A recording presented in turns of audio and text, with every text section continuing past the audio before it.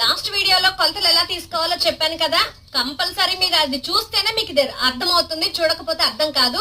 అయితే అది చూసారనుకోండి, back part ఎలా కట్ చేయాలి కొలతలతో అనేది మీకు చూపిస్తాను. చూడండి, అది 13.5 వీపి కప్పు పొడవు కదా, ఫస్ట్ 13.5 వీపి కప్పు పొడవు తీసుకుంటున్నాను.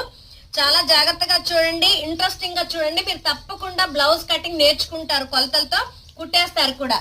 ఇదిగోండి 13.5 తీసుకున్నాను వీపి కప్పు పొడవు.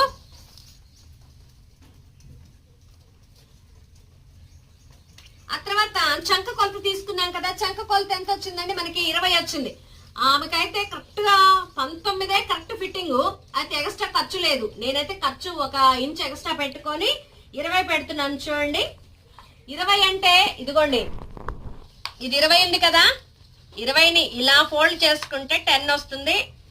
ఇదిగోండి, ఇలా పెట్టుకోవాలి.